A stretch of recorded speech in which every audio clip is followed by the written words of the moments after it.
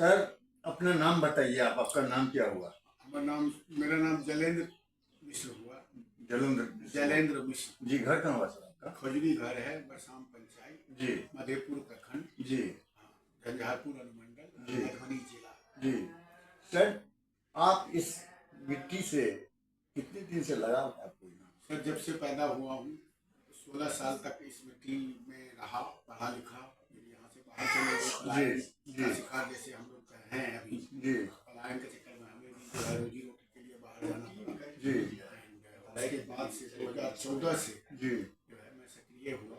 जी 2022 में मेरे 3 बच्चे हैं। जी। लड़का मेरा इनकम टैक्स में था जी 2019 में, उसको मैं रिजाइन दिला के अपनी कंपनी में ले आया। जी एंड जो बड़े दामाद हैं मेरे, 2 बिटिया है, 1 बेटा है। जी। पहले बता दूं, बेटा मेरा जो है वो मेरी कंपनी का CEO है जी और बड़े दामाद मेरे स्टेट बैंक ऑफ इंडिया में मैनेजर है। जी छोटी बिटिया की शादी जो है जी मैंने अभी 2023 में किया है। जी और वो दामाद मेरे इंडियन आर्मी में पायलट हैं। जी तीनों बच्चे की शादी हो गई, तो उसके बाद भाई अब मेरे लिए क्या टास्क होगा। जी। तो हमने कहा भाई मैं जनता की सेवा करने के लिए गाँव जा रहा हूँ, तो इस मिट्टी का कर्ज है जी जिसको मैं, जो बाप दादे की एक धरोहर है, जी उसको मैं लाइव चाहता हूँ कि वो लाइव रहे, जी ताकि आने वाली जो पीढ़ी है जी। वो भी उससे कुछ सबक ले।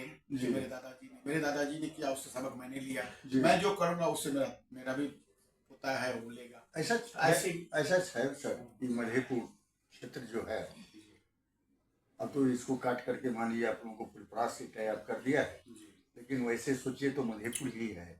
ये नेताधीन हो गया है राधानंद झा के मरने के बाद। कुछ दिन रूपनारायण झा है, उसके बाद इस बीच में ज्योति झा जो कांग्रेस पार्टी से बहुत जुझारू नेता थे, बहुत मिट्टी से उनको लगाव था, लेकिन उनको टिकट नहीं मिला और समझिए कि काफी लोकप्रिय है, जिससे कि जन आक्रोश हो गया है। और यहाँ ऐसा देखने में मिल रहा है कि उत्तरी और दक्षिणी, कहने का मतलब फुलपरास जो है, उन लोगों का कहना था कि नहीं, फुलपरास जो है यहीं का नेता होना चाहिए। लास्ट में वही हुए कि इनको टिकट नहीं मिला। इससे जन आक्रोश है, चाहे ऊपर से कुछ हो, लेकिन भीतर में जन आक्रोश है। इससे समझिए कि हमको लग रहा है कि हो सकता है कि यहाँ त्रिकोणीय मान लीजिए माहौल बने, उसमें कोई निकलेगा। मैं आपको बता दूं, ये जो हमारी पार्टी है जी, इसमें कोई ना नेता है जी, ना कोई मंत्री है, जी, ना किसी के विरासत की राजनीति करते हैं हम लोग। जी, ठीक है, इसमें क्या है कि हम जन सुराज नाम है, जनता का सुंदर राज। जी, इसमें ना कोई नेता है जी, और ना कोई मंत्री है, ना कोई कुछ नहीं है। इसमें क्या है कि जनता ही मालिक है। जी, ठीक है, जनता पे हमें भरोसा है। जनता को एक विकल्प चाहिए था। जी, जो एनडीए और महागठबंधन के चक्कर में ये लोग लगे हुए थे, एक दूसरे को नोच खसोट कर रहे थे पिछले 35 साल से। इस बार जो है हमारे प्रशांत सर पिछले 3 साल से, कोई नेता सोचा भी नहीं होगा कितने गाँव वो गए हैं, कितने किलोमीटर वो पैदल चले हैं। उनको देखते हुए उन्होंने मुझे भरोसा किया। जनता ने की पुकार थी कि मधेपुर से दक्षिण का कैंडिडेट होना चाहिए। उन्होंने मुझ पर विश्वास किया और उन्होंने मुझे टिकट दिया है। अब मेरा काम था टिकट लेके आना, अब जनता का काम है मुझे यहाँ से विधानसभा में। देखिए सर, जो फैक्ट बात है, आपसे जनता भी वाकई उतना नहीं है, लेकिन शीला मंडल को देख चुका है, उसके कार्य को भी देख चुका है। हमने 3, 4, 5 गाँव का 10 का गाँव का सर्वे किए, शीला मंडल के काम से लोग कोई खुश नहीं है। नो, कोई भी आदमी उनके काम से खुश नहीं है। अब बच गए मंडल जी। अब मंडल जी भी जो हैं, अब वो कैसे हैं नहीं है। तो जो उनका सर्वेक्षण है, और ज्योति झा को टिकट नहीं मिलने से आपका जो है, ये लग रहा है कि हो सकता है कि आप निकल सकते हैं। इसमें हमको कोई कहीं ये नहीं दे सकता है। हाँ, कितना वोट से निकलिएगा मैं नहीं कर सकता, लेकिन अभी का जो माहौल देख रहे हैं, जनता में जो आक्रोश हो गया है, तो एक बार उनका नहीं, तमाम समझिए कि सब में आक्रोश हो गया है कि नहीं, उसको मतलब नहीं देना है। जैसा हम लोगों को जनता का आवाज जो हम सुन रहे हैं, अगर आप MLA बनिएगा तो आपका क्या रहेगा? जैसे हम आए हैं, देखे हैं रोड का जो स्थिति देख रहे हैं, इधर से मेरा गाड़ी गुजरा है, दुर्दशा है। आपका क्या, आप अगर विधायक होइएगा तो क्या? देखिए, मेरे लिए तो फुलपरास की सारी जनता जी, का काम करना, मैं उनके काम करने के लिए आया हूँ। जी। ठीक है, मैं यहाँ पे नेतागिरी करने नहीं आया हूँ। अच्छा। हाँ, लेकिन मधेपुर को लोगों ने उपेक्षित छोड़ दिया है। जी। तो कम से कम जो फुलपरास में जो चीज है जी। वो मधेपुर में भी हो। जी। और हमारे गांव का तो हाल जो मैं 1987 में यहाँ से गया था, जो हाल था वो आज भी वही हाल है। जी। लेकिन मुझे अपनी गाड़ी लानी थी पिछले 3-4 महीने से। मैं यहाँ पे हूँ, मुझे अपनी गाड़ी लाने के लिए अपना खुद से मैंने थोड़ा सा सड़क को जो मेरे को ठीक ठाक लगा है मैंने किया है। जी। और आगे भी करता हूँ, लेकिन जो इंफ्रास्ट्रक्चर के नाम पे जीरो है जी। उसको मुझे जो है सबसे पहले ठीक करना है। जी। सड़क सबसे पहले जरूरी है। मान लीजिए कोई बीमार होता है, उसको कोई हॉस्पिटल जाना है, जी। नहीं जा पाएगा, जी। तो 5 की स्पीड में गाड़ी चलेगी तो उनका लाइफ खत्म हो जाएगा। जी। सबसे पहले मुझे सड़क पे देखना है, जी। उसके बाद स्वास्थ्य पे देखना है जी। कि कोई भी एक अच्छा सा कम से कम डिस्पेंसरी तो हो, जहाँ पे अच्छे डॉक्टर हो, जी। अच्छे उनका फैसिलिटी हो, उनका कम से कम एक बिस्तर तो हो, एक बेड तो हो, जहाँ पे उनको कभी मान लो ऑक्सीजन की जरूरत है या किसी चीज की भी जरूरत है, या छोटा मोटा ऑपरेशन हो, तो हॉस्पिटल यहाँ पे है ही नहीं। सबसे पहले मुझे रोड, एंड देन शिक्षा।